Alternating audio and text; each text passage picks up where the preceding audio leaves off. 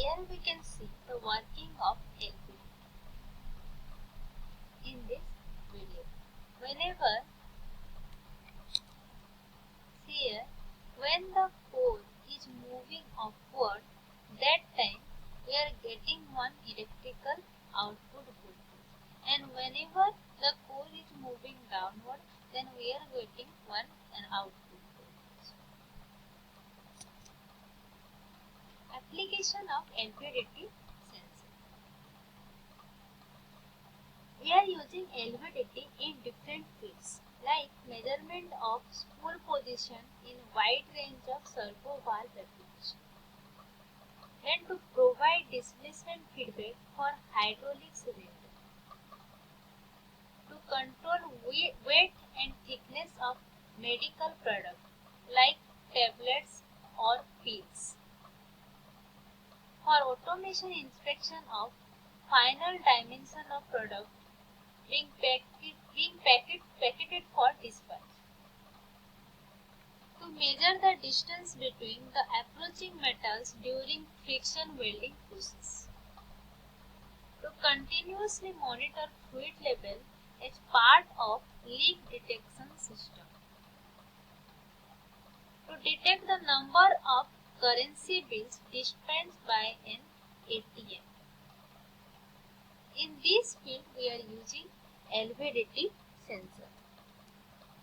So our next type of sensor is velocity, motion, force and pressure sensor. So one by one we will discuss about this type of sensor. So first sensor we will discuss, that is our tachogenerator. Tachogenerator works on the principle of variable reluctance. Now new word has come into account, that is reluctance. What is reluctance first?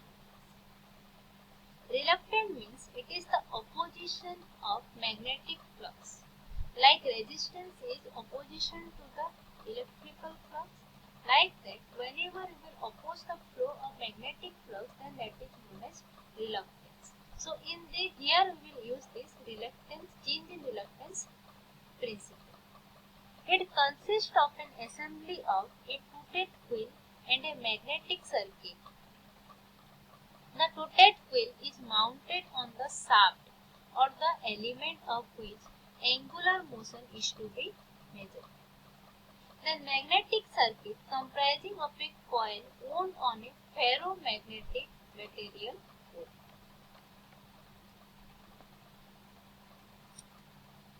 Here we can see that. That is, first one is our toothed wheel, and here in right side we have the magnet wounded with our wire. Whenever this toothed portion of the wheel will come in contact with the magnet, then due to the air gap or less air gap, it will generate one type of EMF, suppose E1. And whenever the untoothed portion or the gap portion will come in front of the magnet where the air gap is more, then it will generate different type of EMF or different amount of EMF, that is suppose E2.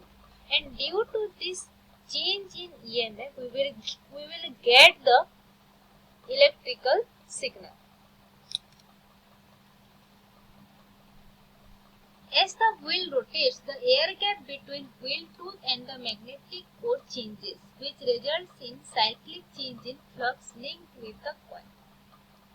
Alternating EMF generated is the measure of the angular motion. Means here we will measure the angular motion. A pulse shaping signal conditioner is used to transform the output quantity into number of pulses, which will be counted by a counter, or you will get one reading. The next type of sensor is pyroelectric sensor. This sensor work on the principle of pyroelectricity. First we have to understand what is pyroelectricity. Then which state that a crystal material such as lithium tantalite generate charge in response to heat flow. Means one metal or material, crystal material is there like our lithium tantalite. Whenever we will flow some heat on it, then it will respond to charge will be generated. Charge will be generated. In presence of an electric field, when such a crystal metal is heat up, its uh, electrical dipole line will get arranged, which is called polarization. On cooling, the material retain its polarization. Means the polarization will not change after cooling the material. In absence of electric field, when this polarized material is subjected to infrared radiation, its polarization reduces. But whenever it will be subjected to a infrared radiation, then due to the infrared radiation, the polarization will reduce, which will use to detect the movement of object. So here we can see the principle of pyroelectricity. In the first picture we can see the dipole lines are distributed randomly. But whenever we will supply current to it, and due to the electrical energy, heat will be generated. And after heating this crystal, the dipole line will be arranged uniformly, as we can see in the second diagram. So this is known as polarization property. So whenever we will cool down the material, this polarization will not get disturbed. But when we will incident any infrared light upon it, then the polarization will reduce, which can be used to detect any element. So construction and working of a pyroelectric sensor. Pyroelectric sensor comprises of a thick element of polarized material coated with thin film of electrodes on opposite faces. Initially, electrodes are in electrical equilibrium with the polarized material. On incident of infrared light, the material heats up and reduces its polarization. The leads to charge imbalance at the interface of the crystal and electrodes. To balance this disequilibrium, the measurement circuit supplies the charge, which is calibrated against the detection of an object or its movement. Here we can see the working of this pyroelectric sensor. So PIR or sensor or pyroelectric sensor is there, and it has some detecting area, means up to some length or up to some limit only it can detect any element. Beyond that it cannot detect. So whenever a person or any object is passing through it, then due to the infrared light emission from this body, like human body or animal body or any object, that will incident on the pyroelectric sensor. And due to that, the polarization of the plate will get disturbed and we will get one signal on the monitor, as we can see in this diagram.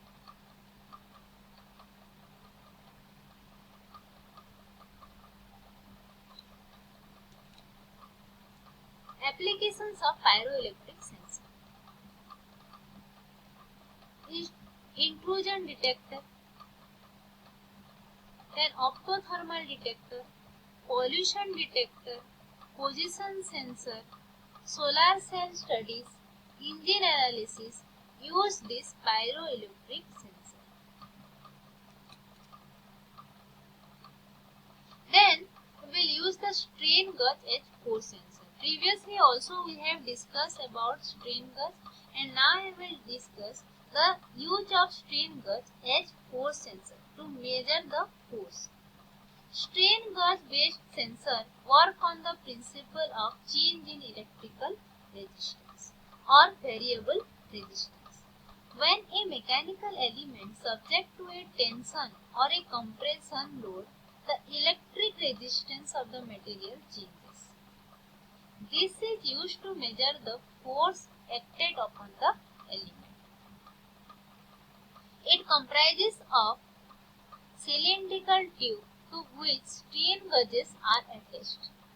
A load applied on the top polar of the cylinder compresses the strain gauge element which changes electrical resistance. Generally, strain gauges are used to measure forces up to 10 meganewton. So the limit is 10 meganewton.